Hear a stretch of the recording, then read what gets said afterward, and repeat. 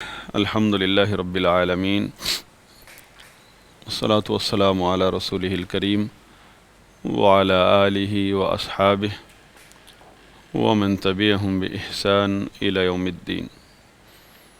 امام طحاوی رحمہ اللہ کا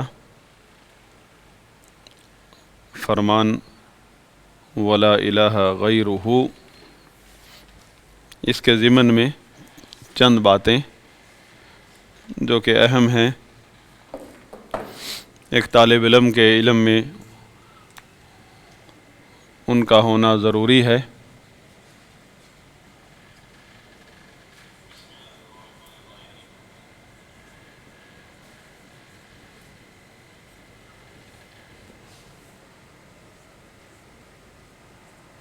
ولا الہ غیرہ،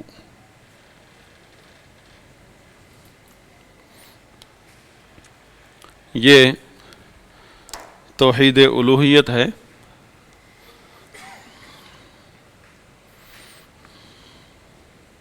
کہ جس طرح اللہ تعالیٰ کا کوئی مماثل نہیں ہے، اللہ کے ساتھ کسی کی مماثلت نہیں ہے، اسی طرح اس کی عبادت میں اس کا کوئی شریک نہیں ہے۔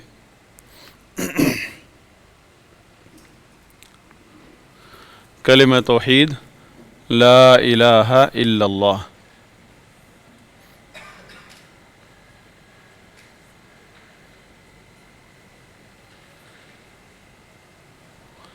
لا الہ الا اللہ، تو اس کا معنی تھا، جو صحیح معنی ہے، جو صحیح تفسیر ہے اس کا، لا معبود، الہ کا مطلب ہے معبود، بحق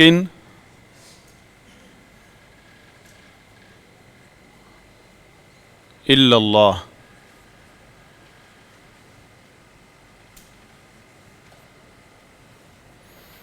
کہ نہیں ہے کوئی معبود برحق سوائے اللہ کے، جس کی دلیل ہے ذالک بأن اللہ هو الحق وأن ما يدعون من دونه هو الباطل، کہ اللہ کے علاوہ جس کی بھی کوئی عبادت ہوتی ہے، جس کو بھی لوگ اللہ کی عبادت میں شریک بناتے ہیں، اس کے برحق ہونے کی نفی ہے، کہ جتنے بھی اللہ کے علاوہ جتنے بھی معبود ہیں ان کی عبادت بھی باطل ہے، ان کا معبود ہونا بھی باطل ہے، اس طرح کی جتنی بھی عقیدتیں ہیں سب باطل ہیں، اللہ کے علاوہ کوئی حقدار نہیں ہے ان عقیدتوں کا۔ یعنی ان عقیدتوں میں جو عام طور پر جو لوگوں کے اندر پائی جاتی ہے، جس کی وجہ سے لوگ شرک میں مبتلا ہوتے ہیں، وہ ہے خوف، امید اور محبت، اور عبادت کے بھی یہی ارکان ہیں۔ ہم نے پہلے پڑھا تھا عبادت کی تعریف میں، الخوف والرجاء، اور تیسرا ہے محبت۔ ارکان عبادت ہم نے جن کا تعلق دل سے ہے،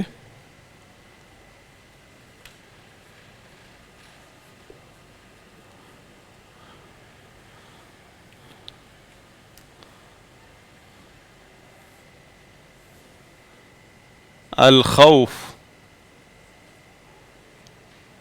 المحبہ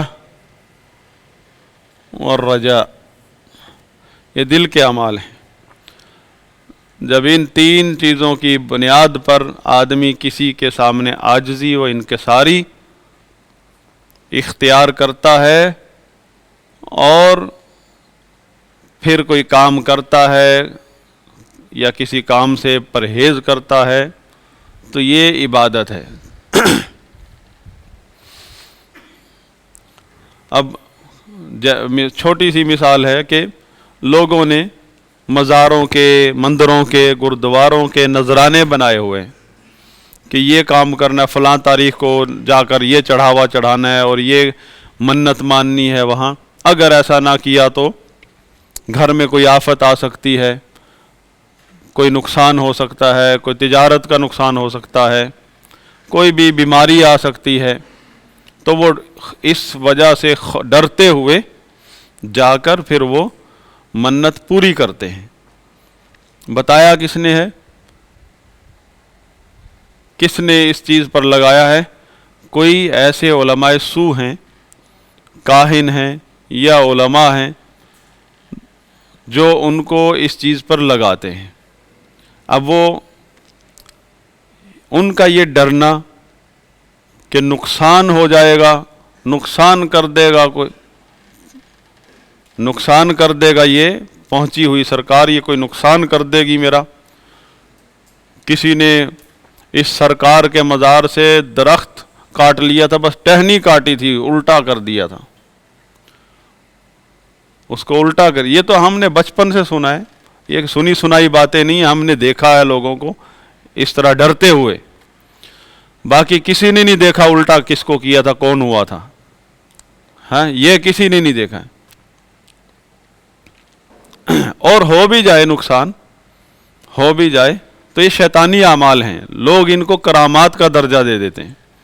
امام ابن تیمیہ رحمہ اللہ نے اپنی تفاسیر میں اس چیز کو اجاگر کیا ہے کہ لوگ جنات کی حرکتوں کو کرامات بنا لیتے ہیں، کیونکہ جنات کئی طریقے سے انسانوں کے ساتھ رہتے ہیں، کبھی کسی انسان کی شکل میں آ کر بات کرتا ہے، کسی پیر کی شکل میں آ کر بات کرتا ہے، کبھی یعنی انسان اور جنات مل کر گیم کھیلتے ہیں اور لوگوں کو شرک پر لگاتے ہیں۔ اور کئی لوگ سمجھتے ہیں کہ یہ جو ایک عامل ہے، ہم تو یعنی یہاں تو کئی لوگ تو بڑی دلیری سے اپنے آپ کو عامل کہتے ہیں، عامل جادوگر، یہ وہاں ہوتا ہے جہاں کفر اور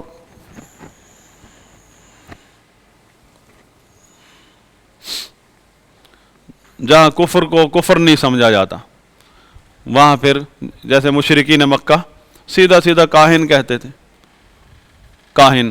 اب یہاں تو کوئی اپنے آپ کو جادوگر نہیں کہے گا، جو مسلمان ہے تو مسلمانوں کے ماحول میں اپنے آپ کو جادوگر کوئی نہیں کہتا، ہاں جاہل بد عقیدہ لوگوں کے ماحول میں کہے گا جادوگر، کالا علم۔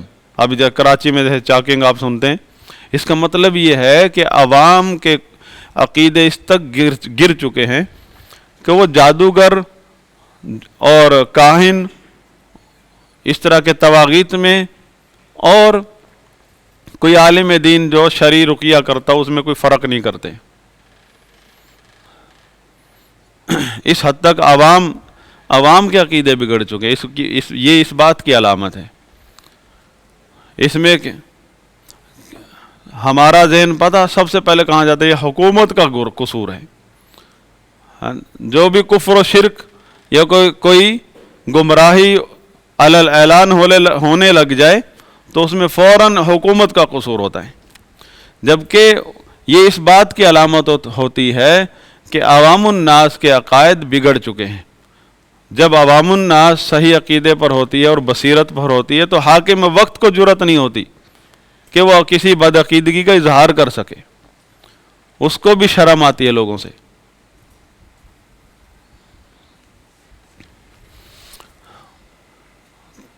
تو اس کئی شیطانی اعمال ہوتے ہیں، لوگ اس کو کرامت کا درجہ دیتے ہیں۔ مثلا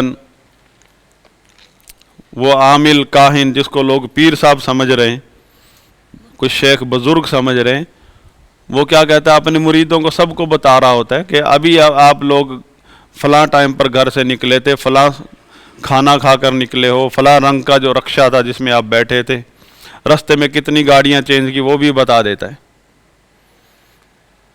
راستے میں کس سے ملے تھے، کیا لے کر آپ نے کھایا تھا وہ بھی بتا دے گا۔ کس طرح کرامت ہے یہ، اس کی شیطانی عمل ہے، بلکہ اس کا یہ بتانا، یہ تھوڑا سا بھی اگر کسی انسان کو، کسی مسلمان کو عقیدے کا شعور ہے تو اس کے یہ بتانے سے سمجھ جائے کہ یہ شیطان ہے، عقیدے کا شعور ہمارے اندر ختم ہو چکا عوام الناس میں، وہ اس طرح کی حرکتوں سے اور گمراہ ہوتے ہیں، کیونکہ اس صحابہ نے تو ایسی کوئی چیزیں نہیں دکھائیں، تابعین نے، تبع تابعین نے، ائمہ محدثین کی کوئی ایسی اس طرح کی چیزیں، ایسی کرامات کے نام پر اس طرح کی، یہ ہمیشہ ہندوؤں کے سادھو دکھاتے ہیں، گردواروں کے جو مجاور ہیں یا یہود و نصارہ کے جو گمراہ کرنے والے طواغیت ہیں وہ اس طرح کی حرکتیں کرتے ہیں، اور یہ ہمارے ماحول میں بھی اس طرح کے لوگ اگر پائے جاتے ہیں تو ان کا تعلق ان سے ہے۔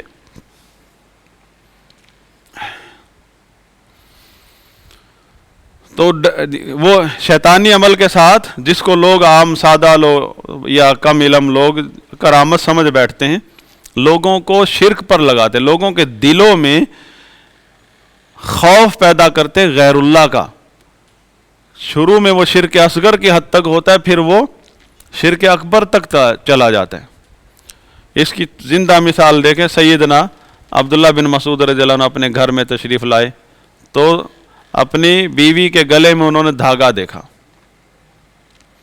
فوراً فرمایا عبداللہ کے گھر میں شرک، کہنے لگی یہ تو، اور فوراً کاٹ دیا، اور ان کی بیوی نے حیران ہو کر کہا کہ اس سے پہلے جب میں دھاگا اتارتی تھی تو آنکھ میں میری تکلیف شروع ہو جاتی تھی، اسی لیے میں دھاگا باندھتی تھی، کسی پڑوسی اہل کتاب یہودی سے اس پر رقیہ کر کے باندھتی تھی۔ تو عبداللہ بن مسعود رضی اللہ عنہ نے کیا فرمایا کہ یہ شیطان ہے جو آپ کی آنکھ میں انگلی مارتا ہے، تو پھر آپ بھاگی جاتی ہو دھاگے کی طرف، باندھ لیتی ہو، جو ہی کھولتی ہو فوراً انگلی مار دیتا ہے، اور جو ہی باندھ لیتی ہو ہٹ جاتا ہے۔ یہ ایسا کتنا بچے کو تھوڑی سی تکلیف ہوئی بھاگے گئے، تعویذوں میں لاد دیا، بچے کو گدھا بنا دیا بچپن سے ہی، جو ہی اتارتے ہیں بچہ روتا ہے، ساری رات روتا ہے، تڑپتا ہے۔ وہ شیاطین کو ساتھ لے کر جو آئی ہو آپ، یہ ساری عورتیں کرتی ہیں یہ حرکتیں، لاکھ سمجھا لو، بچے کو لے کر چوری چھپے چلی جاتی ہیں، تعویذ باندھے ہوئے، آج کل پیدا ہوا آج فوراً دھاگا باندھا ہوا ہے، خود جاتے شیطان کی قدموں میں، تاکہ شیطان جنات جو ہیں ان کا خوب ان کے ساتھ چکر کھیلتے رہیں۔ تعویذ لے کر آئے، جو ہی اتارتے ہیں فوراً تکلیف شروع ہو جاتی ہے۔ یہی وہی ہوتا ہے شیطانی عمل۔ شیطان چاہتا ہے کہ شرک اکبر نہیں تو شرک اصغر تو کریں، اور کوئی بھی اللہ کے نبی کا فرمان من علق تمیمۃ فقد اشرک، کہ جس نے کوئی بھی تعویذ لٹکایا اس نے حقیقت میں شرک کیا ہے، اگرچہ وہ شرک اصغر ہے۔ دوسری حدیث میں فلا اتم اللہ لہ، اللہ اس کی مراد ہی پوری نہ کرے، جس مراد کے لیے، جس مقصد کے لیے کوئی چیز باندھتا ہے، تعویذ لٹکاتا ہے، اللہ اس مقصد کو ہی پورا نہ کرے۔ یہ کس کا فرمان ہے؟ اور جا کر اس کی طرف جاتا ہے، تعویذ لٹکانے کی طرف، جبکہ شرعی رقیہ بتایا آپ کو، سورۃ الفاتحہ کا دم کر سکتے ہیں، بیمار ہو جاتا ہے تو آخری تین قل معوذتین سورۃ الاخلاص پڑھ کے ہاتھ پر پھونک مار کے پورے جسم پر پھیر لیں۔ اور گھر میں جب بھی کوئی بیمار ہو، نبی صلی اللہ علیہ وسلم کی سنت ہے کہ ان پر معوذات کا دم کرنا، بیمار ہو تو، اور یہ بلکہ معمول تھا جب آپ صلی اللہ علیہ وسلم وکان یفعلہ اذا اشتکا، وہ عمل جو سونے کے وقت ہے نا، تین قل والا، تین قل پڑھ کے ہاتھ پر پھونک مارنا تھوک کے چھینٹوں کے ساتھ، پہلے سر پہ، پھر چہرے پر، پھر جسم کے اگلے حصے پر، پھر پیچھے حصے پر، تکلف نہیں کرنا کہ خلال بھی کرتے پھریں، کانوں میں بھی انگلیاں، بس جہاں ہاتھ پہنچتا ہے بس۔ اور اس حدیث کے آخر میں بخاری شریف کی حدیث ہے وَإِذَا اشْتَكَى كَانَ يَفْعَلُهُ إِذَا اشْتَكَى، یعنی آپ کا یہ بھی معمول تھا، جب بھی بخار ہوتا تھا یہی معمول تھا آپ کا، آپ یہ دم کیا کرتے تھے۔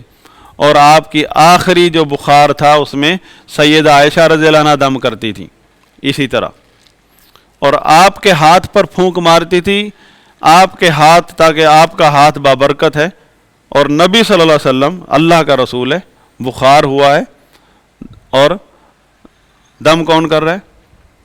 سیدہ عائشہ رضی اللہ عنہا۔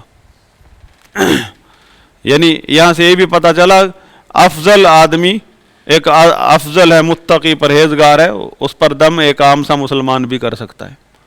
ہم نے دم کے لیے بنایا ہوا دم کے لیے کہ کوئی بڑی ہستی ہونی چاہیے۔ دم کا تعلق ہستیوں سے نہیں ہے، دم کا تعلق اللہ سے ہے کہ یہ سبب ہے شفا کا۔ رقیہ دم، ہم اردو میں دم کہتے ہیں، عربی میں اسے رقیہ کہتے ہیں۔ تو یہ ایک آدمی کیا کرتا ہے؟ شرکیہ کام کرتا ہے، مزار پر جا کر منت چڑھا دیتا ہے، منت شرکیہ کام کرتا ہے، اور کس وجہ سے؟ خوف میں آ کر کہ میرا نقصان نہ ہو جائے۔ تو یہ خوف عبادت ہے، اس طرح کا خوف جس میں نفع نقصان کا ڈر ہے، نقصان کا ڈر ہے کہ اگر نہ کیا تو نقصان کر دے گا وہ غیر اللہ۔ نقصان کیسا؟ وہ نقصان نہیں جو دشمنی میں کوئی لوگ بدماشی میں آ کر کرتے ہیں، وہ نقصان جو کوئی بیمار ہو جائے گا، حالانکہ بیمار کرنا اللہ کا کام، جی تجارت میں نقصان ہو جائے گا، کوئی جانور ہے وہ مر جائیں گے، اولاد بیمار ہو جائے گی، یہ اس قسم کا نفع نقصان کس کے ہاتھ میں؟ یہ تو اللہ کے ہاتھ میں، یہ تو اس کے قضا قدر سے تعلق رکھتی ہے چیزیں۔ یہ قبر والے کے پاس کہاں سے چلی گئی؟ قبر والا خود اللہ کے بارگاہ میں محتاج ہے، اب وہ جی ڈر رہا ہے۔ یہ تو قبر میں تو اللہ کا ولی کوئی دفن ہے، وہ تو درخت سے ڈرتا ہے۔ درخت ہم نے دیکھا، درخت بھی دیکھے ہم نے ایسے، کہتے ہیں کہ کبھی کسی صدی میں یہاں سے کوئی بزرگ گزرا تھا اور اس نے آرام کیا تھا اس درخت کے نیچے، اب وہ درخت سے ڈرنے لگے ہیں اور جاتے ہیں ہر سال وہاں جا کر دیگ چڑھاتے ہیں۔ ایک سال اگر ناگا ہو جائے تو کوئی نقصان ہو جائے گا، قرضے اٹھا کر کرتے ہیں کام، ہاں۔ اور قربانی اگر استطاعت نہ ہو تو فرض نہیں ہے، اللہ کا حکم جو ہے قربانی وہ فرض نہیں ہے۔ حج اگر استطاعت نہ ہو تو فرض نہیں ہے، روزے اگر استطاعت نہ ہو تو چھوڑ سکتے ہیں، ہاں۔ لیکن وہ درخت کی جو منت ہے، یہ خوف جو ہے یہ خوف عبادت ہے، یہ ہے وہ خوف جو عبادت کے ارکان میں سے ہے۔ اس خوف کی وجہ سے جو حرکتیں کرتا ہے، کبھی منت مان رہا ہے، کبھی کوئی دیگیں چڑھا رہا ہے، یہ کس کے لیے کر رہا ہے؟ اللہ کے لیے، غیر اللہ کے لیے؟ غیر اللہ کے لیے کر رہا نا، تو عبادت میں شرک کر رہا ہے۔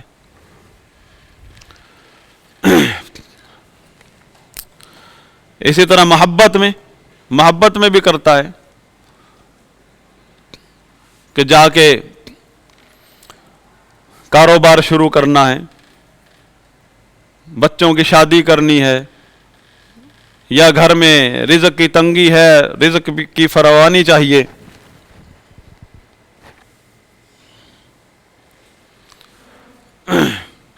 تو کیا کرتا ہے؟ جا کر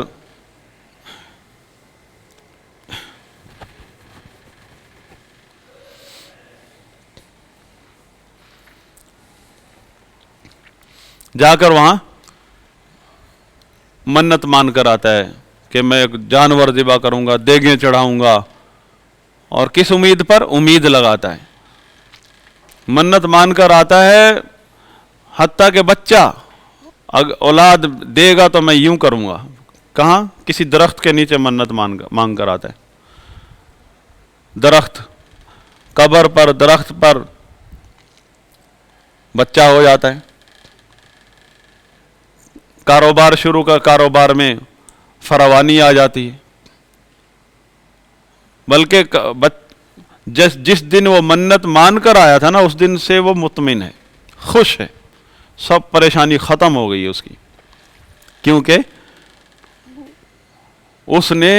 اس کے دل میں یہ رجا جو ہے اس غیر اللہ کے لیے پائی جاتی ہے۔ اللہ کے لیے ہوتی تو اللہ سے جو ہی اللہ کے سامنے ہاتھ اٹھاتا مطمئن ہو جاتا، اور اللہ تو قادر مطلق ہے، اللہ تو حقیقت میں کرتا، وہی تو کرتا ہے، چاہے مندر پہ جا کر منت مانی تھی دیتا وہی ہے۔ اب تو پھنس گئے ہو، منت مان کر غیر اللہ کی بیٹا دیا اللہ نے. اگر کیونکہ رجا ہے دل میں، غیر اللہ کی رجا ہے، غیر اللہ سے امید ہے، امید لگاتا ہے. تو یہ رجا دل کا عمل ہے. اور کیوں جاتا ہے یہ بار بار ادھر ادھر؟ محبت ہے، محبت ہے جس کو کہتے ہیں ہم اولیاء اللہ پر کو مانتے ہیں. اولیاء اللہ کی جو محبت، جس درجے کی یہ محبت ہے غیر اللہ کی، اولیاء اللہ کی، یہ محبت عبادت ہے. جو اسلام نے سکھائی ہے محبت اولیاء کی، وہ الحب فی اللہ والبغض فی اللہ کی والی ہے، الولاء والبراء والی ہے. کہ ہم اللہ کے اولیاء سے محبت کرتے ہیں کیونکہ وہ اللہ کے نیک بندے ہیں. اس محبت کا یہ مطلب تھوڑا کہ ہم ان کی منتیں ماننے لگ جائیں، ان سے ڈرنے لگ جائیں کہ وہ ہمارا نقصان کر دیتے ہیں.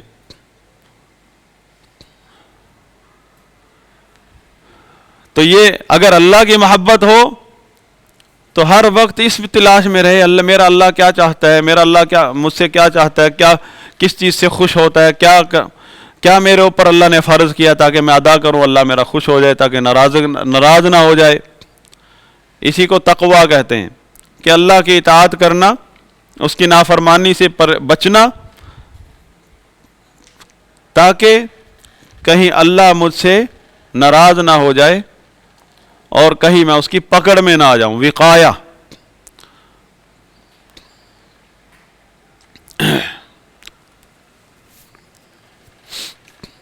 تو اس میں اللہ کے علاوہ کسی کی بھی کوئی عبادت کرتا ہے اس کی نفی کی گئی ہے، سرے سے نفی، ختم.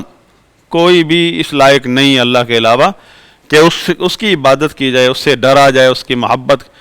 یہ دل کے اعمال ہیں. دل میں جب توحید ہوتی ہے تو آدمی کے اعمال جو ہیں وہ عبادت بن جاتے ہیں. جب دل میں ہی توحید نہیں ہے، اب دیکھیں جب دل میں شرک ہے تو آدمی کا عمل، صدقہ خیرات، وہ بھی شرک بنتے ہیں. صدقہ خیرات اس طریقے سے کر رہا ہے، بہت دیگیں چڑھاتا ہے، پابندی سے تاریخیں رکھی ہوئی ہیں، لیکن کرتا کس لیے؟ غیر اللہ کے لیے.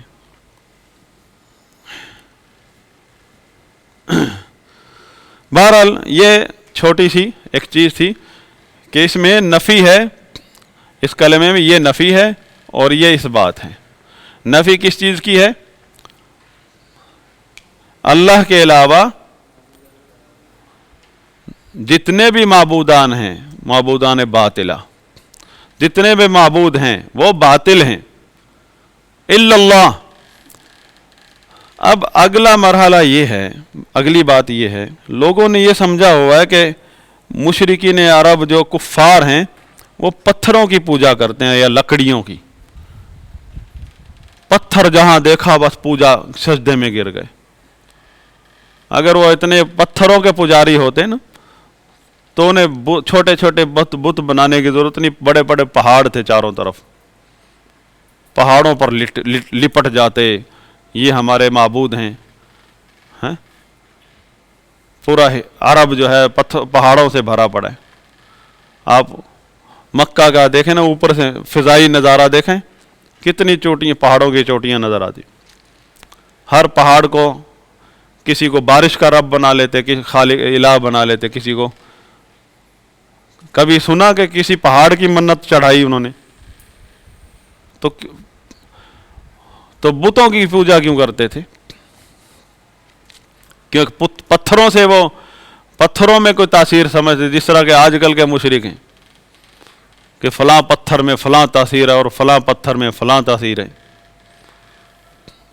وہ تو جو بتوں کی پوجا کرتے تھے نا، آپ دیکھیں ابراہیم علیہ السلام کے دور میں تھے ستاروں کے پجاری اور بت پرست تھے. یہ مشرکین کا فلسفہ ہے، یہ پرانا فلسفہ ہے قدیمی، کہ ابراہیم علیہ السلام کے دور میں بت بنائے جاتے تھے اور تھے وہ ستاروں کی پوجا کرنے والے. بتوں میں ہر ستارے کے تعلق سے ایک نسبت سے ایک بت بنتا تھا. اور اسی طرح سب سے پہلا شرک جو تاریخ انسانیت میں سب سے پہلا شرک جو شروع ہوا وہ 5 بزرگوں کے مجسمے تھے. اور 5 بزرگ کون تھے؟ وہ پنجتن پاک تھے، اللہ کے رسول، اللہ کے نبی آدم علیہ السلام کی اولاد تھے. 5 بزرگ تھے، سگے بیٹے تھے 5. یہ بھی سارے آدم علیہ السلام کے اولاد ہیں، ہم سب. لیکن ہم یعنی اس کی نسل میں سے ہیں، اس کا خون ہے.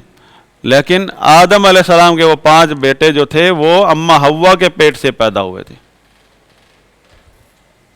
اماں حوا کے ہاتھ کے پالے ہوئے تھے. آدم علیہ السلام نے بیٹھ کے ان کو لقمے کھلائے تھے اور ان کو پڑھایا تھا، توحید پڑھائی تھی. ان کے نام سورہ نوح میں ذکر ہیں. اور سورہ نوح کی تفسیر آپ ابن کثیر والی اٹھائیں، آپ کو اس کے بارے میں، ان کے بارے میں جو روایات ہیں وہ بھی وہاں مل جائیں گی، احادیث.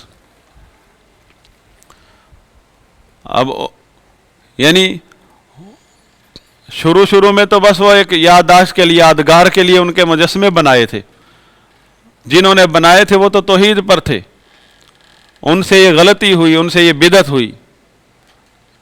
لیکن بعد آنے والی نسل جو تھی انہوں نے ان کو عبادت میں شریک کرنا شروع کر دیا. اور عبادت کیا، کون سی عبادت؟ ان کے نام کی نمازیں پڑھتے تھے.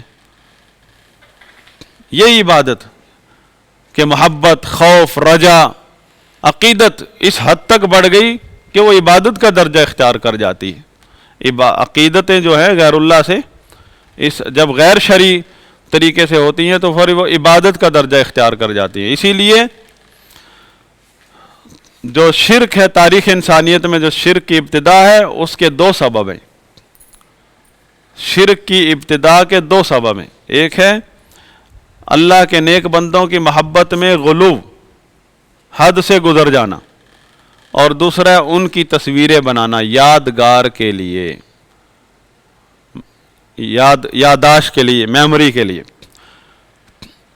اسی بنا پر آج بھی اگرچہ علماء کا ویڈیو کے بارے میں اختلاف ہے، لیکن اس بات پر اتفاق ہے ویڈیو ہو یا کوئی فوٹو ہو، اگر یادگار کے لیے آپ نے سیلفی لی ہے، کسی پکنک کے فوٹو ہیں کسی موقع کے، یہ حرام ہے بالاتفاق، اس میں کوئی اختلاف نہیں ہے.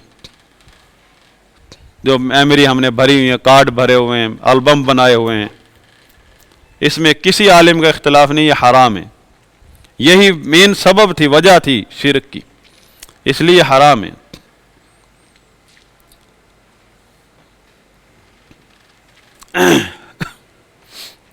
تو جو مشرکین جو تھے نبی صلی اللہ علیہ وسلم کے دور کے، وہ ایک عقیدے پر نہیں تھے، ان کے کئی مسلک ہیں.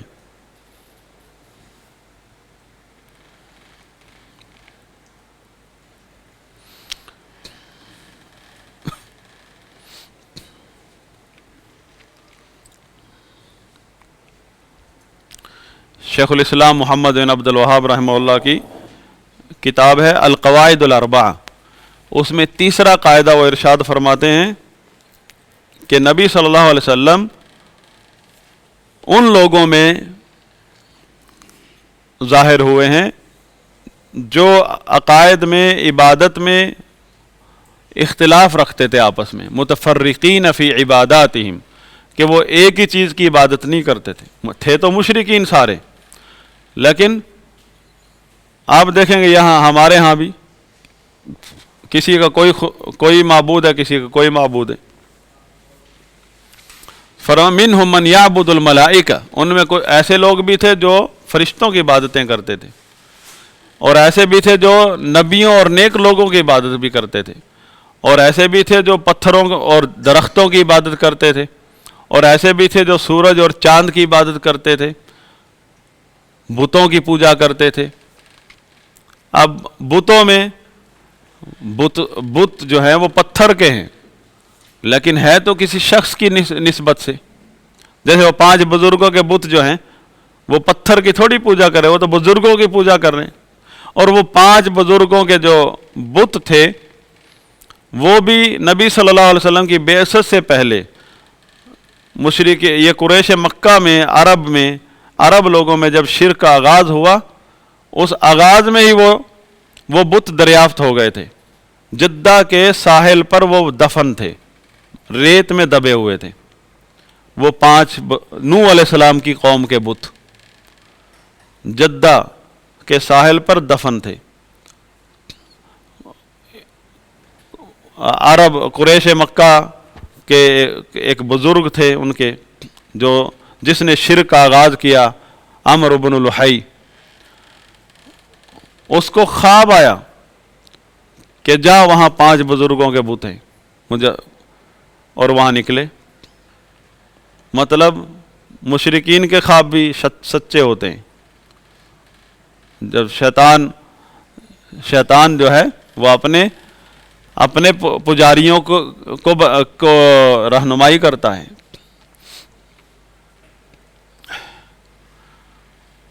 وہ بت بھی وہیں تھے۔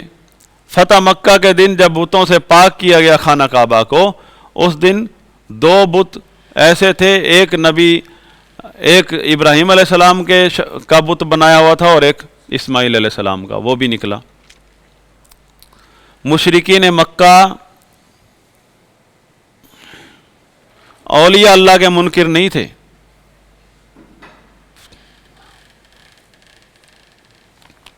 اس کی دلیل کیا ہے؟ آپ اسماعیل علیہ السلام ابراہیم علیہ السلام سے بڑا کوئی اللہ کا ولی ہو سکتا ہے؟ سب سے پہلے تو ان کی پوجا کرتے تھے وہ، اور ہمارا جو گاؤں کا بچہ بھی جانتا ہے کہ وہ اللہ کے فرشتوں کو کیا کہتے تھے، کیا عقیدہ تھا ان کا فرشتوں کے بارے میں، کہ یہ بیٹیاں ہیں۔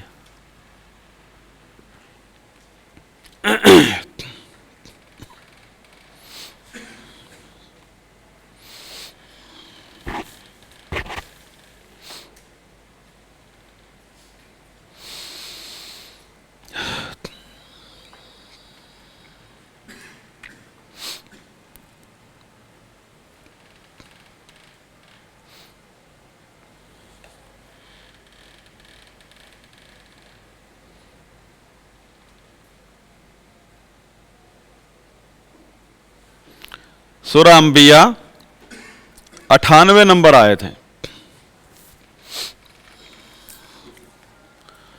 سورہ انبیاء 98 نمبر آیت۔ اللہ تعالیٰ کا فرمان ہے انکم وما تعبدون من دون اللہ حسب جہنم انتم لہا واردون، یعنی یہ مشرکین کو مخاطب کر کے اللہ تعالیٰ نے فرمایا، مشرکو یعنی عرب کے لوگ، قریش مکہ، مشرکین عرب، انکم تم اور جن کی تم عبادت کرتے ہو اللہ کو چھوڑ کر، اللہ کے علاوہ، حسب جہنم سب کے سب جہنم کا ایندھن ہو۔ اب وہ کن کی عبادت کرتے تھے؟ ہم تو سمجھتے بتوں کی، ہاں اس میں تو کوئی شک نہیں، کرتے تھے بتوں کی عبادت۔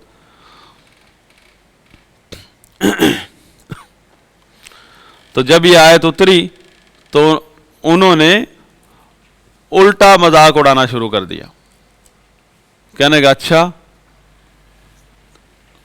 تو ہم تو فرشتوں کی بھی عبادت کرتے ہیں، فرشتوں کو تم بھی مانتے ہو کہ اللہ کے بندے ہیں، تو فرشتے بھی جہنم میں جائیں گے۔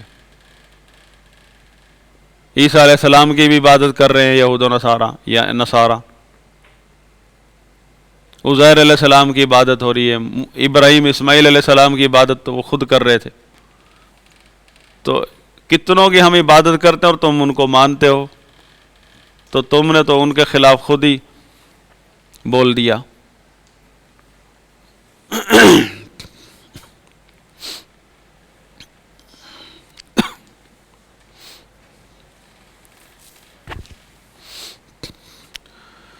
تو یہ تفسیر بغوی، تفسیر ابن کثیر میں آپ کو اس آیت کی تفسیر میں احادیث ملیں گی۔ عبداللہ بن زبعری السہمی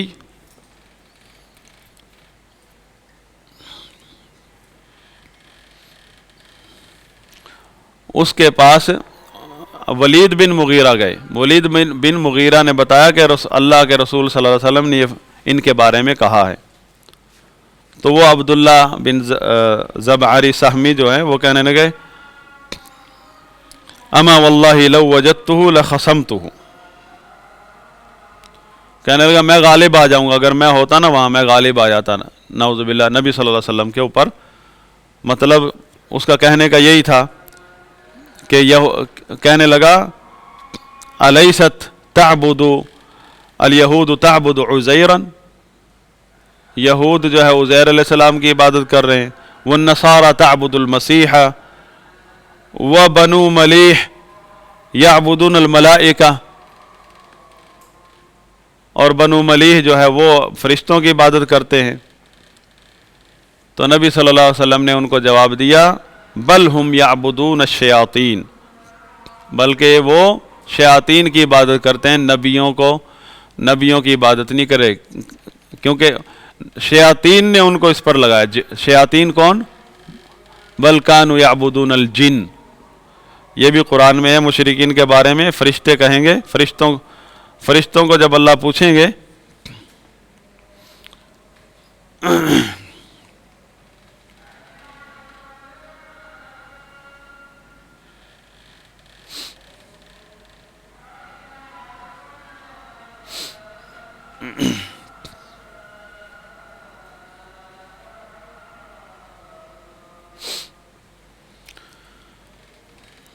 کہ کیا تم نے ان کو اپنی عبادت پر لگایا، وہ کہیں گے یہ تو بلکہ جنوں کی عبادت کرتے تھے. تو مطلب جو شخص اولیاء اللہ یا فرشتوں یا نبیوں کی عبادت کرتے ہیں وہ دراصل شیطان کی عبادت کرتے ہیں، کہ ان کا طاغوت تو جو ہے وہ شیطان ہے. جو عمر بن خطاب رضی اللہ عنہ نے طاغوت کا مطلب بتایا شیطان، جبکہ طاغوت کا مطلب ہے کہ ہر وہ چیز جس کی لوگ عبادت کرتے ہیں اور وہ اپنی عبادت پر راضی ہے، یعنی اس کا بھی وہی عقیدہ ہے، تو وہ لوگوں کا طاغوت ہے. یا وہ لوگ جو لوگوں کو غیر اللہ کی عبادت پر لگاتے ہیں ڈنڈے سے، یا ایک عقیدت یعنی مرشد بن کر، یا ڈنڈے کے ساتھ لوگوں کو غیر اللہ کی عبادت پر شرک اکبر پر لگاتے ہیں، یہ لوگوں کے طواغیت ہیں. تو غیر اللہ کی عبادت کا انکار کرنا یہ سب پہلا رکن ہے توحید کا. فمن یکفر بالطاغوت ویؤمن باللہ فقد استمسک بالعروۃ الوثقی لا انفصام لها.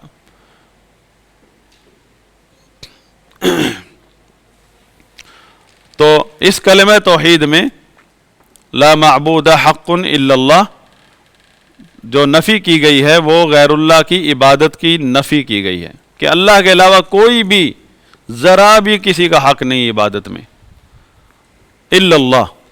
اب یہ تو وہ دعوت ہے جو رسول اللہ صلی اللہ علیہ وسلم نے جس پر زندگی گزار دی ہے. سارے نبی اس دعوت کے لیے آئے ہیں، اور جب ہم نبیوں کے مخالفین کے عقائد پڑھتے ہیں تو مزید واضح ہو جاتی ہے دعوت توحید کہ تمام انبیاء کو بھیجنے کا مقصد کیا ہے، جو اللہ نے فرمایا وَلَقَدْ بَعَثْنَا فِي كُلِّ أُمَّةٍ رَسُولًا أَنِ اعْبُدُوا اللَّهَ وَاجْتَنِبُوا الطَّاغُوتَ، کہ ہم ہر قوم میں ہم ایک رسول بھیج چکے ہیں کہ وہ لوگوں کو کہیں کہ اے لوگو اللہ کی عبادت کرو اور طاغوت سے دور رہو. وَاجْتَنِبُوا الطَّاغُوتَ یعنی غیر اللہ کی عبادت سے دور رہو. طاغوت کے اندر طاغوت کی تفسیر میں جو محور ہے وہ غیر اللہ کی عبادت ہے. وہ کوئی بھی ایسی چیز جس کی عبادت ہو رہی ہے یا عبادت کے فتوے دے رہی ہے غیر اللہ کی، یا عبادت پر زبردستی لگا رہے ہیں، یہ تین قسم کی کیٹیگری ہے جو طاغوت کی تفسیر میں آتی ہے. بذات خود وہ چیز یا شخص جس کی عبادت ہو رہی ہے، چاہے وہ درخت ہے، پتھر ہے، قبر ہے، ہاں جہاں کہیں بھی لوگ بیچ میں بہانہ لگائیں اولیاء اللہ کا، نبیوں کا، صالحین کا، تو ان کا طاغوت شیطان ہے، کیونکہ شیطان نے ان کو لگایا ہے اس پر، انبیاء صالحین اولیاء نے نہیں لگایا اس چیز پر۔ ان کا کیا قصور ہے؟ ان کے پیچھے لگ گئے ہیں عقیدت کے بہانے نعرے مار کر، وہ تو ان سے بری ہیں۔ یہ تیجانی فرقہ ہے صوفیوں کا، افریقہ میں کلپ موجود ہے، ویڈیو موجود ہے، وہ کہتا ہے میں اپنے مریدوں کے علاوہ کسی کو جانے نہیں دوں گا جنت میں، اور اللہ کی قسم اٹھا کر کہتا ہے کہ میں ابھی دیکھ رہا ہوں جنت کے دروازے۔ اور لوگ پھر اس عقیدت میں مرے جا رہے ہیں۔ تو یہ شخص طاغوت کی ڈیفینیشن میں آتا ہے کہ نہیں آتا؟ اور جو اس کی تائید میں فتوے دے رہے ہیں، لوگوں کے اوپر فتوے لگاتے ہیں گستاخی کا، کہ اگر کسی نے توحید بیان کر دی گستاخ ہو گیا۔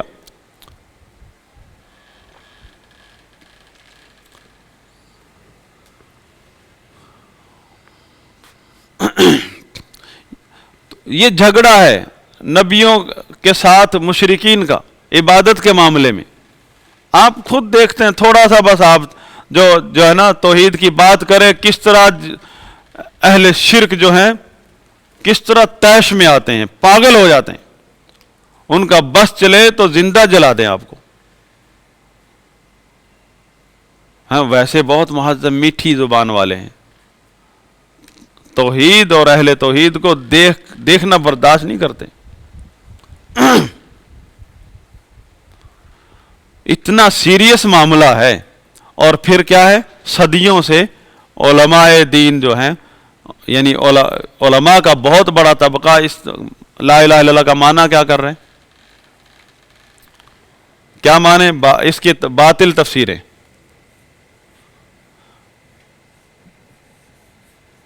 باطل تفسیرات۔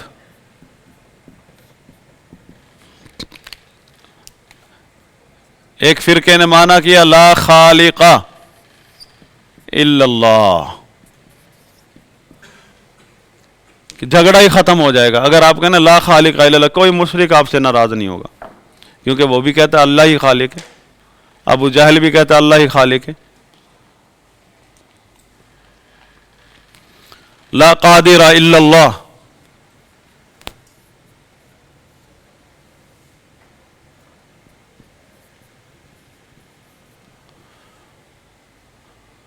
ہمارے پاکستان میں تو کچھ توحیدیوں کو ذرا اور جوش آیا، انہوں نے کہا لا مشکل کشا الا اللہ۔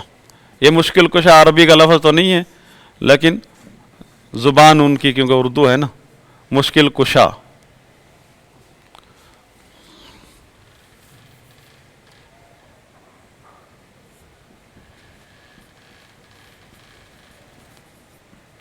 یہ لا الہ الا اللہ کا معنی کر رہے ہیں۔ پھر ایک اور بدعت کے مجدد پیدا ہوئے لوگ، تو آئے تفسیر کرنے لا حاکم الا اللہ، انہوں نے عبادت کی ڈیفینیشن ہی چینج کر دی۔ لا حاکم الا اللہ، انہوں نے کہا عبادت یہ نمازیں، یہ عقیدتیں، یہ عقیدے، یہ کسی کام کے نہیں جب تک حکومت نہیں ہوتی۔ آپ حکومت میں آئیں، اسلام آباد کو فتح کریں گے تو اسلام عبادت کا حق ادا ہوگا۔ تو نعوذ باللہ نبیوں میں کتنے ہیں جو حکمران ہیں جنہوں نے حکومت کی ہے۔ خود ہمارے نبی صلی اللہ علیہ وسلم نے دعوت کو سیاسی رنگ دیا، نعوذ باللہ۔ باقی جو اللہ نے نبی صلی اللہ علیہ وسلم کو حکومت دی تو وہ تو اللہ کا وعدہ ہے اس امت کے لیے۔ خلافت کا جو کانسیپٹ آج ہمارے نزدیک موجود ہے، یہ کانسیپٹ صحابہ کو نہیں دیا نبی صلی اللہ علیہ وسلم نے۔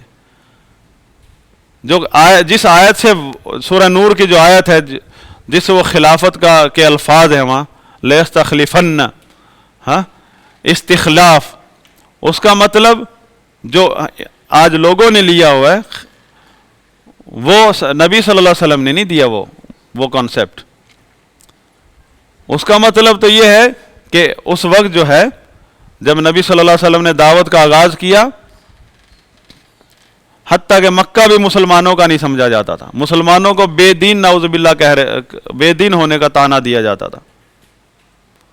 تو اللہ تعالیٰ نے وعدہ کیا کہ اگر تم ایک اللہ کی عبادت کرو گے، اس کے ساتھ شریک نہیں بناؤ گے، تو اللہ تعالیٰ تمہیں استخلاف دے گا۔ استخلاف دوسری جگہ بھی قرآن میں ذکر ہوا کہ اللہ تعالیٰ ایک نسل کو ختم کر کے دوسری نسل کو لے آتا ہے وہ زمین پر، کہ تمہیں اللہ تعالیٰ ملک دے گا، دنیا کے نقشے میں مسلمانوں کا ملک تسلیم کیا جائے گا کہ یہ مسلمانوں کا ملک ہے۔ تو جو لوگ کہتے ہیں خلافت نہیں ہے، اللہ تعالیٰ نے تو اپنا وعدہ پورا کیا ہے کہ تمہیں دنیا کے نقشے میں مسلمانوں کو دنیا نے تسلیم کیا۔ دنیا کا نقشہ پورا ہی نہیں ہوتا جب تک مسلمانوں کے ملک نہ بیچ میں دکھائے جائے۔ ایک پاکستان کا نقشہ اگر کوئی ڈیلیٹ کر دے تو نقشہ غلط قرار پائے گا، اس کو کوئی خریدے گا ہی نہیں کہ اس میں غلطی ہے، پاکستان کہاں ہے۔ باقی آپ خلافت کا یہ مطلب جو ہمارے ہاں ہے کہ آپ کے پاس ملک بھی موجود ہے، سب کچھ موجود ہے آپ کے پاس، اللہ تعالیٰ نے آپ کے اپنا ملک دیا، اپنے لوگ حکومت کر رہے ہیں۔ خلافت کا یہ مطلب نکالنا کہ اس سے ہٹ کر کوئی ہم ایک الگ کوئی اور اس کے علاوہ کوئی اور زمین پید بنائیں گے ہم، یعنی مسلمان ملک کے ہوتے ہوئے کوئی، ہاں اسلام کی تعلیم یہ ہے کہ آپ اپنے جسم پر، اپنے جہاں بھی ہو، اپنے دائرہ کار میں اللہ اور اس کے رسول کی اطاعت کریں، اللہ اور اس کے رسول کے احکامات کو بجا لائیں۔ حاکم ہو وہ اپنے حساب سے ذمہ دار ہے، حاکم کی ذمہ داریاں ہیں، عالم کی الگ ذمہ داریاں، ہر مسلمان کی ذمہ داری ہے کہ وہ اللہ اور اس کے رسول کی اطاعت کرے۔ تو یہ بھی تفسیر مطلب لا الہ، یہ سارے معنی اہل بدعت کے ہیں۔ لا حاکم الا اللہ، لا رازق الا اللہ، جو مرضی کرتے رہیں۔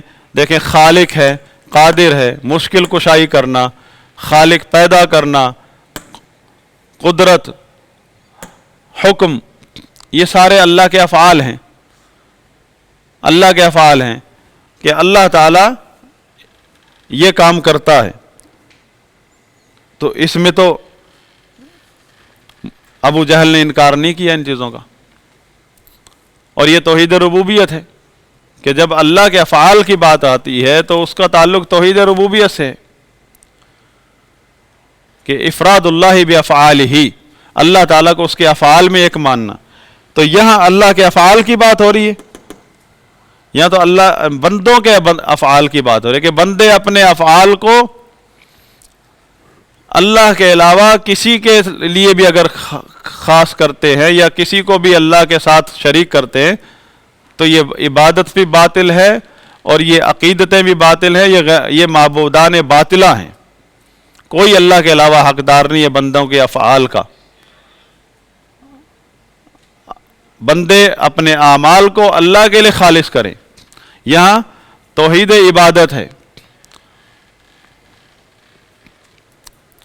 تو مشکل کشائی کرنا بھی اللہ کا فعل ہے، اللہ کا کام ہے۔ ہاں اللہ سے مدد مانگنا جب آپ مشکل میں، یہ عبادت ہے، اور وہ اس میں ہے۔ لا الہ الا اللہ میں جب آپ کہیں گے لا معبود بحق الا اللہ، لا خالق الا اللہ، یہ توحید ربوبیت ہے۔ لا معبود بحق الا اللہ کا مطلب یہ ہے کہ خالق سے مانگو، بچہ مانگنا ہے، کوئی بھی چیز جو نہیں ہے، وہ پیدا کرنے والا وہ ہے، پیدا کرنے والا وہ ہے، یہ تو توحید ربوبیت ہے۔ لا الہ الا اللہ کا مطلب یہ ہے کہ جب پیدا کرنے والا وہ ہے تو بچہ درخت سے مانگنے کا مطلب کیا ہے؟ یہ تو شرک ہے۔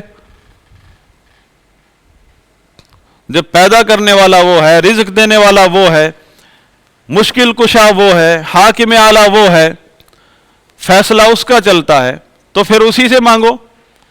اسی کی عبادت کرو، اسی سے ڈرو نفع نقصان کے معاملے میں، اس کی نافرمانی سے ڈرو، اس کی اطاعت کر کے اس کے وعدوں کے مصداق بنو۔ اس نے وعدے بھی دیے ہیں کہ جو یہ کام کرے گا، جو یہ کام کرے گا، جو اس طرح اطاعت کرے گا اس کے لیے یہ ہے اور اس کے لیے یہ ہے۔ اس کے وعدوں پر یقین کرو اور مطمئن ہو جاؤ اس کی اطاعت کر کے، اس سے مانگو تو خوش ہو جاؤ، مطمئن ہو جاؤ، پریشانی دور ہو جانی چاہیے جب اللہ پر توکل کر لیا۔ تو لا الہ الا اللہ کا مطلب تو یہ ہے، اس کا مطلب یہ نہیں لا الہ الا اللہ کہ وہ عقیدے دہراتے پھرو جس پر مشرکین کو بھی کوئی اعتراض نہیں ہے۔ تو اس کا انکار کب کرتے تھے؟ مشرکین مکہ کے بارے میں قرآن میں، مشرکین کے بارے میں قرآن میں جگہ جگہ آیات ہیں، ان سے پوچھا جائے کون ہے خالق، کہیں اللہ، کون ہے رازق، اللہ، کون ہے حاکم، اللہ، پناہ دینے والا مشکل کشا کون ہے،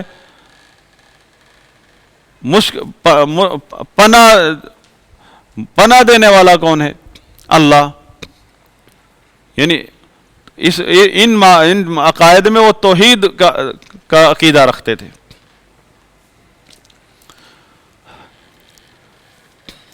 اب ایک اور تفسیر آ گئی، ایک اور تفسیر ہے۔ اب دیکھیں یہ جو ہے تفسیر ہم پہلے اس پر بات کر چکے ہیں، یہ متکلمین کی تفسیر ہے۔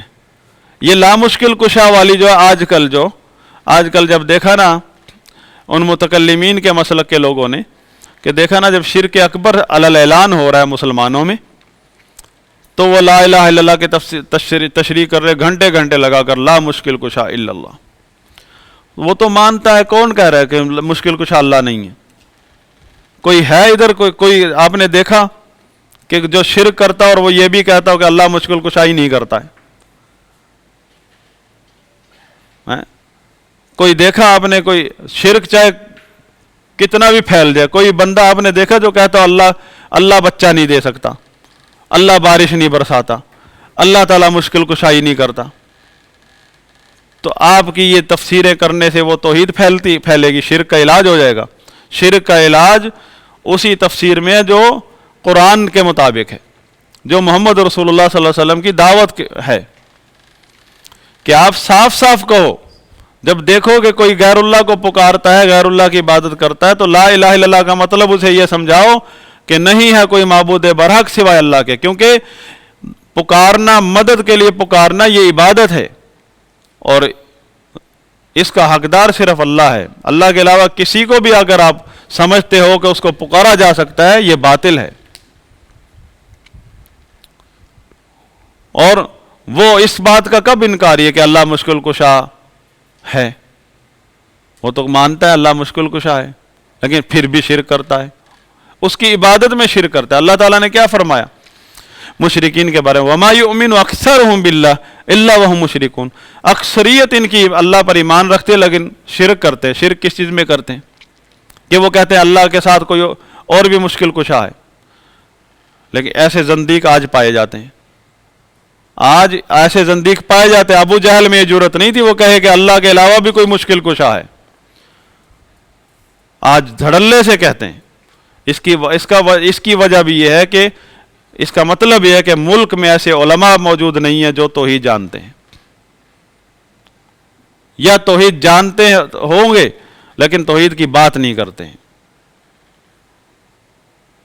اپنی ایڈورٹائزنگ میں لگے ہوئے ہیں۔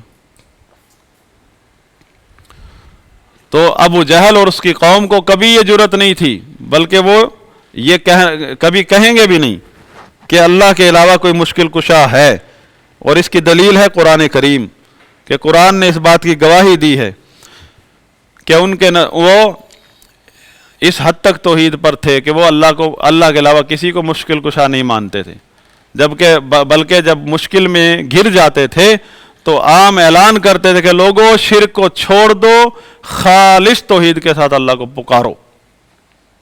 عقیدہ تھا ان کا کہ اللہ سنتا ہے، اللہ کو جب پکارا جاتا ہے شرک سے توبہ کر کے تو اللہ تعالیٰ مشکل کشائی کرتا ہے۔ اس بات کی گواہی قرآن دے رہے۔ تو یہ مولانا صاحب جو ہے بہت توحید کے تیر مار رہے ہیں، اللہ ہی مشکل کشا ہے، لا الہ الا اللہ، اللہ ہی، نہیں ہے کوئی مشکل کشا سوائے اللہ کے. یہ وہ توحید تو نہیں ہے.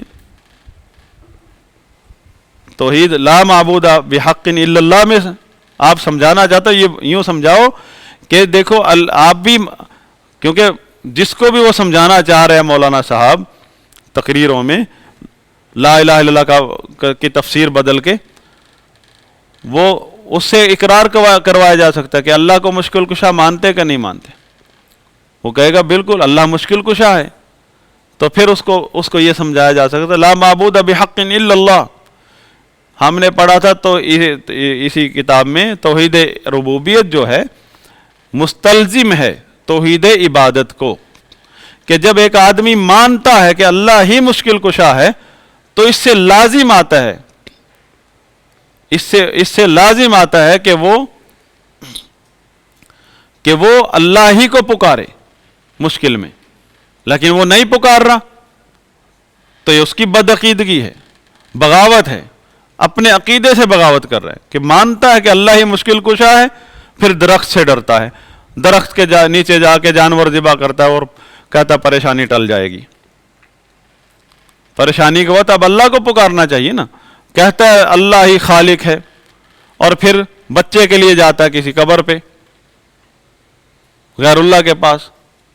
تو اس کو سمجھایا جا سکتا ہے کہ آپ کا بھی عقیدہ کہ اللہ ہی خالق ہے، اللہ ہی پیدا کرنے والا ہے، تو اس سے یہ لازم آتا ہے آپ پر بھی کہ آپ اللہ سے مانگیں. اور وہ ہے لا الہ الا اللہ کے اندر ساری یہ دعوت.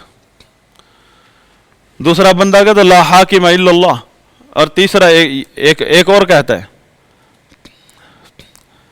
کہ نفی کرتا ہے الیقین الفاسد عن ذات الاشیاء.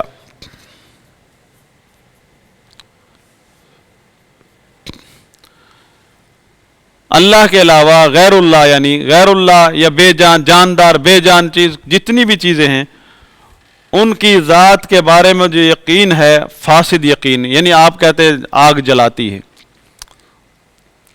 آگ غیر اللہ ہے نا، اور ایک چیز ہے کہ آگ جلا دیتی ہے، آپ اس میں کوئی بھی چیز ڈال دو جلا دیتی ہے، میں ہاتھ ڈالوں گا جلا دے گی.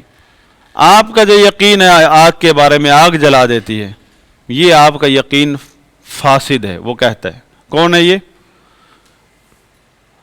غیر اللہ سے کچھ نہ ہونے کا یقین اور اللہ سے سب کچھ ہونے کا یقین دل میں آ جائے، یہ کون کہتا ہے؟ تبلیغی جماعت. اور ہم نے پڑھا تھا کہ جب اہل بدعت ہمیشہ اپنے بد عقیدگیوں کو مجمل عبارتوں سے پیش کرتے ہیں، مجمل عبارتیں لے کر آتے ہیں، ظاہر میں وہ اچھی ہوتی ہیں. تو اہل سنت کا کیا طریقہ ہے کہ کوشش کرتے ہیں کہ اس کا صحیح معنی کیا بن سکتا ہے، پھر وہ اس کو بتاتے ہیں کہ اس کا صحیح معنی یہ، اگر آپ یہ کہنا چاہتے ہیں تو یہ صحیح معنی ہے، اور اگر آپ یہ کہنا چاہتے ہیں تو یہ غلط معنی ہے. اب اس نے کہا اردو میں، چلو یہ عربی میں جو علماء نے لکھا ہے وہ اس طرح لکھتے ہیں الیقین الفاسد عن ذات الاشیاء الیقین الصادق علی ان اللہ هو القادر علی کل شیء. یہ عربی میں لکھتے ہیں علماء، اور اردو میں تو ہمارے کان پک چکے ہیں سن سن کے. غیر اللہ سے کچھ نہ ہونے کا یقین، غیر اللہ سے کچھ نہ ہونے کا یقین اور اللہ سے سب کچھ ہونے کا یقین دل میں آ جائے. اب اس کا ایک ہم کوشش کر کے صحیح معنی سمجھنے کا، صحیح معنی جو کتاب و سنت کے قریب ہو وہ معنی لینے کی کوشش کرتے ہیں. تو زیادہ سے زیادہ اس میں یہ سمجھ سکتے ہیں ہم، اگر ہم صحیح معنی کرنے کی، قرآن و حدیث کے قریب کرنے کی کوشش کریں اس عبارت کو، ہم حسن ظن رکھتے ہوئے اگر اس کی تفسیر کریں تو ہم نے سمجھا کہ وہ یہ کہنا چاہ رہے ہیں کہ جو کچھ بھی ہوتا ہے اللہ کی مشیت سے ہوتا ہے، غیر اللہ کی مشیت نہیں ہوتی. ہاں یہ صحیح اگر یہ تفسیر کرے تو صحیح ہے نا، یعنی معنی تو غلط نہیں، یعنی گناہ نہیں بنے گا نا. کیا ہے کہ جو کچھ غیر اللہ سے کچھ نہ ہونے کا یقین، کہ غیر اللہ کی مشیت نہیں ہوتی، اللہ ہی کی مشیت چلتی ہے، اللہ سے سب کچھ ہونے کا یقین دل میں آ جائے۔ یہ معنی زیادہ زور مار کے ہم کتاب و سنت کے قریب لے کر آ جاتے ہیں ان کی عبارت کا معنی۔ اگر یہ معنی لے لا الہ الا اللہ کا مطلب وہ بیان کر رہے ہیں، 6 نمبر بیان کرتے ہیں نا، تو ان میں پہلا نمبر ہے لا الہ الا اللہ۔ لا الہ الا اللہ کے اندر پھر یہ بات کرتے ہیں وہ غیر اللہ سے کچھ نہ ہونے۔ لا الہ الا اللہ کا مقصد کیا ہے؟ لا الہ الا اللہ کی تفسیر کیا ہے؟ غیر اللہ سے کچھ نہ ہونے کا یقین اور اللہ سے سب کچھ ہونے کا یقین دل میں آ جائے، یہ ہے لا الہ الا اللہ۔ نفی کس چیز کی؟ نفی اس بات ہے نا لا الہ الا اللہ میں، تو نفی کس چیز کی ہوئی؟ غیر اللہ سے کچھ نہ ہونے کا یقین، لا الہ کی تفسیر ہو گئی، اور الا اللہ، اللہ سے سب کچھ ہونے کا یقین، کہ اللہ ہی سب کچھ کرتے ہیں، غیر اللہ سے کچھ نہیں ہوتا۔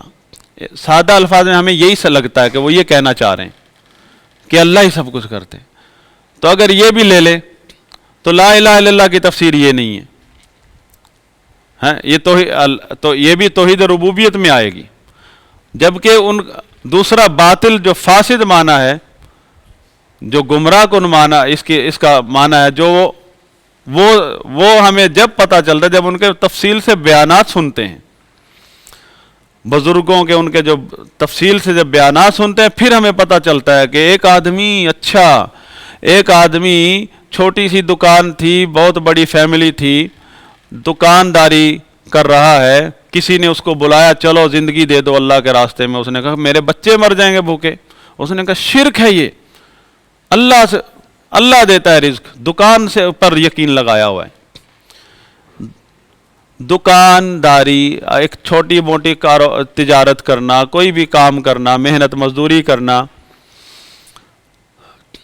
اور اس کے اوپر اپنے گھر کا گزارا چلانا، اس لیے محنت مزدوری کرنا کہ چھوٹے چھوٹے بچے ہیں بھوکے نہ مر جائیں، یا اپنی ذات کے لیے کئی لوگوں کا محتاج نہ ہو جاؤں، اپنے ماں باپ کے لیے، اللہ کے نبی نے فرمایا سب اللہ کے راستے میں، سب یہ بندہ اللہ کے راستے میں، اور یہ بزرگ جی کہہ رہے ہیں کہ یہ بندہ شرک کر رہا ہے، اس کا اللہ پر یقین نہیں ہے، اللہ کی ذات پر یقین نہیں ہے، اور ڈر رہا بچے بھوکے مر جائیں گے۔ یہ کہاں ملیں گے یہ تفصیلات؟ تفصیلی جب بیان سنیں گے آپ، اور خاص طور پہ زیادہ یہ جو انڈیا کے کچھ بزرگ آتے ہیں پاکستان میں، مولانا سعد نامی، میں نے ان کی تفصیل سے سنے بیان، اس میں وہ اس کا محور یہی ہوتا ہے، اور جو اہل علم اہل سنت نے جو ان کا آپریشن کیا ہے ان کے عقائد کا، انہوں نے صحیح اچھی طرح سالوں سے ان کی تصنیفات اور ان کے بیانات سن کر ان کے اوپر حکم لگایا ہے، ایسے نہیں کہ مخالفت میں آ کر حکم لگا دیا کوئی۔ تو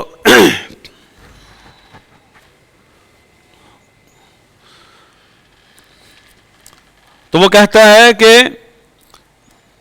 غیر اللہ سے کچھ نہ ہونے کا یقین، مطلب آپ جب کہتے ہیں کہ آگ جلا دیتی ہے، پانی میں نہیں جاؤں گا ڈوب جاؤں گا، پانی نہیں ڈبوتا، آگ نہیں جلاتی، بلکہ جب کوئی چیز آگ میں گرتی ہے تو عین اس وقت اللہ تعالیٰ جلاتا ہے اس چیز کو۔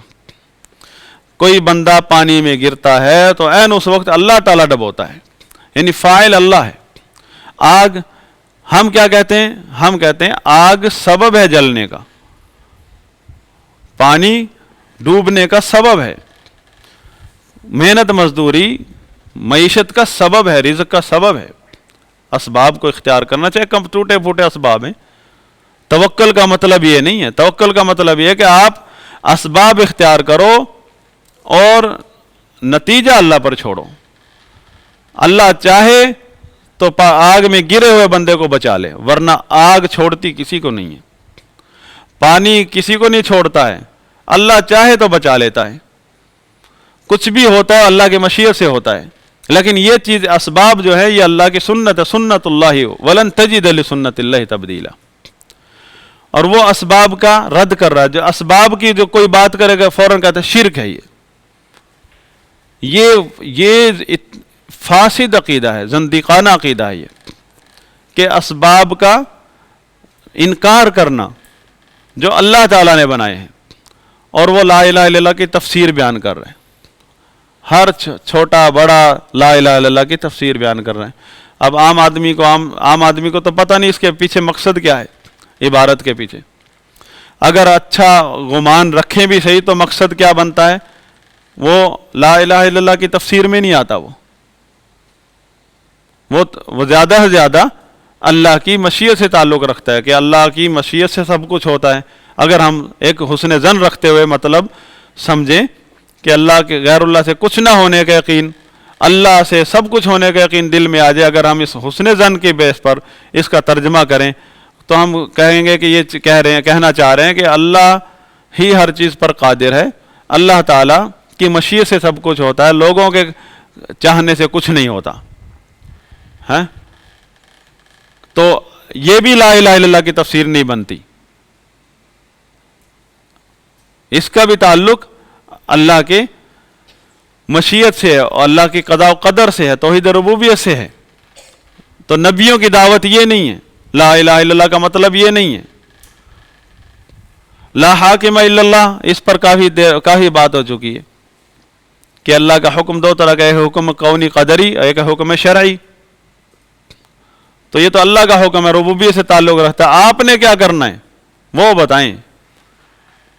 اللہ کا حکم کونی قدری کہ جو حالات ہیں وہ اللہ کی مشیت سے ہیں، تو آپ نے اس پر صبر کرنا ہے، یہ اللہ کا حکم شرعی ہے۔ اور جو کچھ بھی اللہ کی مشیت سے ہے یہ حکم کونی قدری ہے، اور اس پر صبر کرنا ہے، اللہ پر ایمان رکھنا ہے، حکم شرعی ہے۔ اور خوارج کا راستہ نہیں اپنانا ہے، اگر حکمرانوں کو ظلم مسلط ہو جائے، اور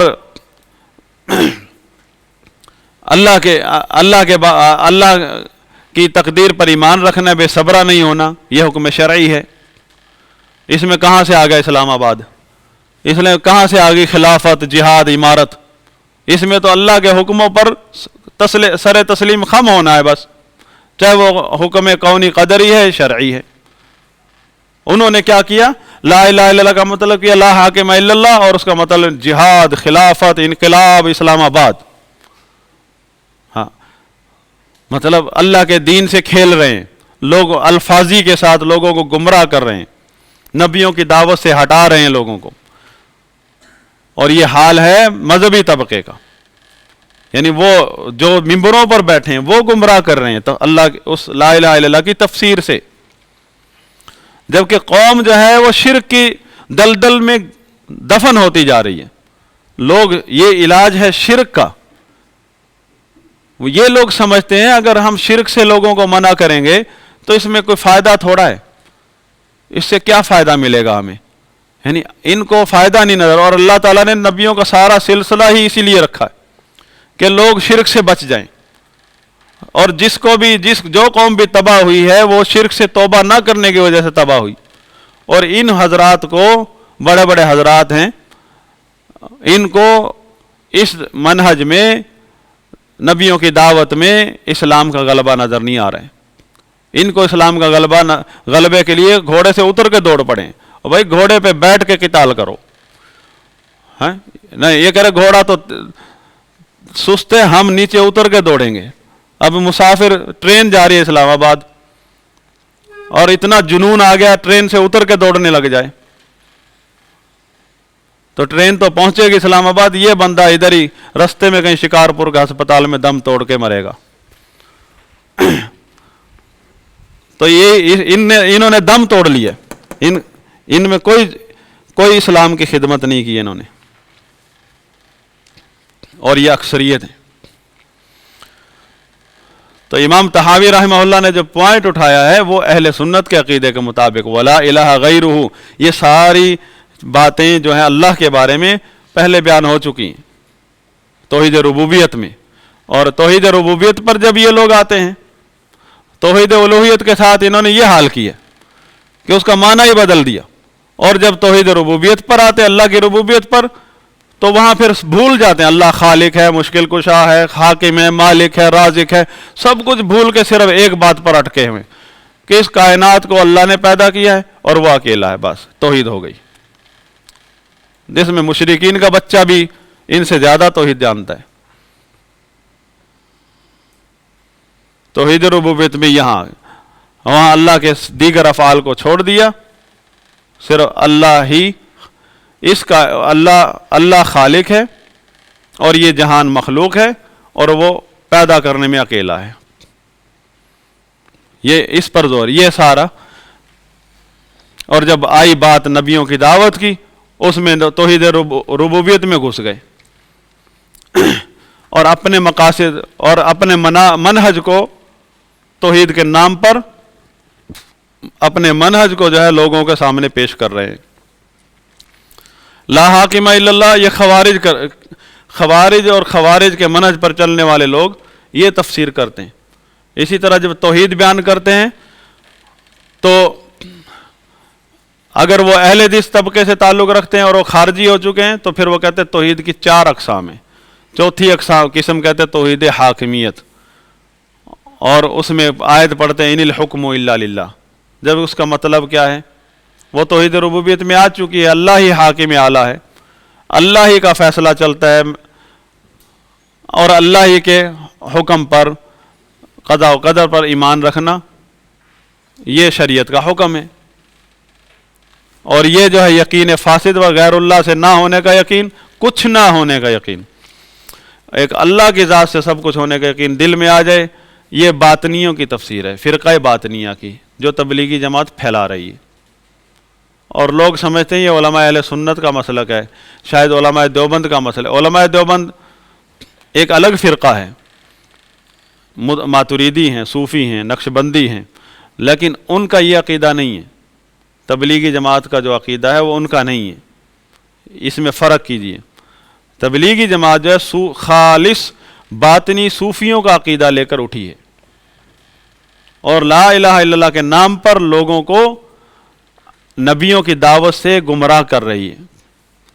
اسی لیے علماء کے اس بات پر اتفاق ہے، اس وقت امت اسلامیہ میں سب سے بڑے دو فتنے ہیں، ترازو میں تول لے، ایک طرف تبلیغی جماعت اور دوسری طرف اسلام کے نام پر تحریکیں ہیں۔ یہ 2 فتنے ہیں جنہوں نے اسلام کے دشمنوں کی خدمت کی ہے اور مسلمانوں کی کوئی خدمت نہیں کی، مسلمانوں کو دین سے دور کیا ہے۔ لیکن یہ سمجھ اس وقت بات آتی ہے جب عقیدہ اہل سنت کو آپ پڑھیں گے۔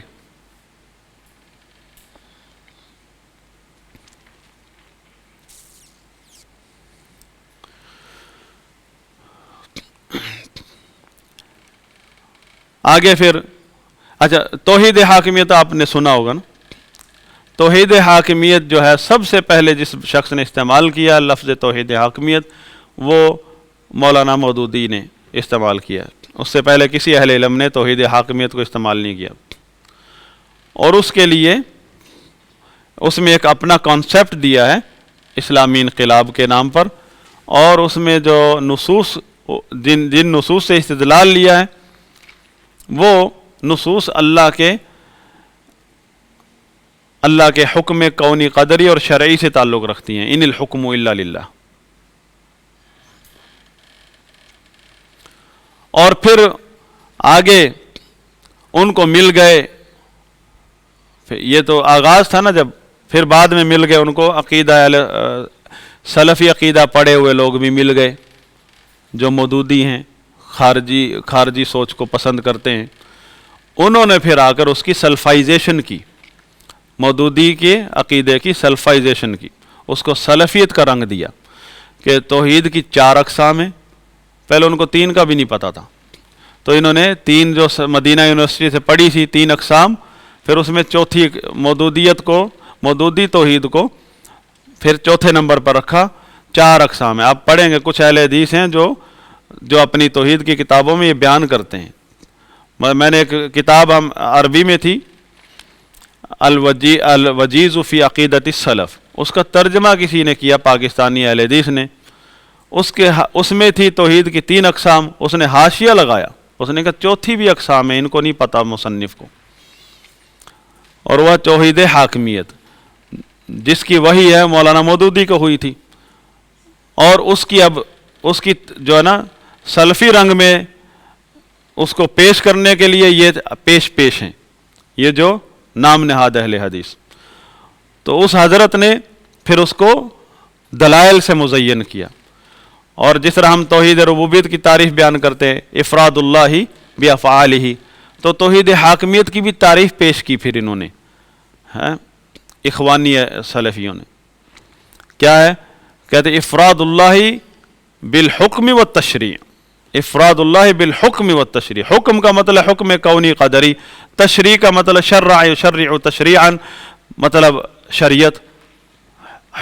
وہ شریعت جو اللہ کا حکم شرعی ہے، بات وہیں آ گئی ان الحکم الا للہ، کہ اللہ تعالیٰ کا حکم دو طرح ہے، ایک ہے حکم کونی قدری، مطلب ایک جو آپ کے اوپر حالات ہیں، خوشی کے حالات ہوں یا غمی کے ہوں، غلبے کے ہوں یا پستی کے ہوں، یہ جو کچھ بھی ہوا ہے اللہ کی مشیت سے ہوئے، اللہ کا حکم کونی قدری ہے. اب حکم شرعی کیا ہے؟ حکم شرعی پہلا یہ ہے کہ آپ اللہ پر سب ایمان لائیں کہ جو کچھ بھی ہوتا ہے اس کی مشیت سے ہوتا ہے، حکم شرعی ہے یہ. دوسرا یہ ہے کہ کہیں بھی ریاکشن میں آپ کہیں بھی غلط قدم نہ اٹھائیں، شریعت کے خلاف قدم نہ اٹھائیں. اگر آپ پر ظالم اور فاسق حکمران یا گمراہ حکمران مسلط ہو گئے ہیں تو یہ حکم اللہ کا حکم کونی قدری ہے. اب اس کے ریاکشن میں آپ اگر خروج کرتے ہیں تو حکم شرعی کیا ہے کہ یہ کلاب النار ہیں، اور وہ توحید کے نام پر اسی طرف بلا رہے ہیں. شریعت جس کو منع کر رہی ہے، جس چیز کی مذمت کر رہی ہے اللہ کا حکم شرعی، اور یہ توحید حاکمیت والے اسی طرف بلا رہے ہیں. اور پھر ساتھ میں کہہ رہے توحید حاکمیت کا تقاضا ہے یہ، یعنی جس چیز کی شریعت میں مخالفت وہ خود کر رہے ہیں اس کو توحید کا نام دے رہے ہیں. ان الحکم الا للہ کے مطابق وہی جو دلائل پیش کرے انہی دلائل کی روشنی میں وہ باطل منہج پر چل رہے ہیں، توحید کا نام لے دیا. اور ساری گمراہی کہاں سے آئی؟ جب لا الہ الا اللہ کی صحیح تفسیر سے انحراف کیا اور دوسری اپنے نظریات کو توحید کے نام پر پیش کرنا شروع کر دیا، پھر خود بھی گمراہ ہوئے اور امت کے بہت بڑے گروہ گمراہ کر دیا. اللہ سے دعا ہے کہ اللہ تعالی ہمیں ہر قسم کی ظاہری باطنی ہر قسم کی گمراہیوں سے محفوظ رکھے، اور اللہ تعالی اہل شر، اہل بدعت اور اہل شر کے شر سے ہمیں محفوظ رکھے. سبحانک اللہم و بحمدک اشہد ان لا الہ الا انت استغفرک و اتوب الیک.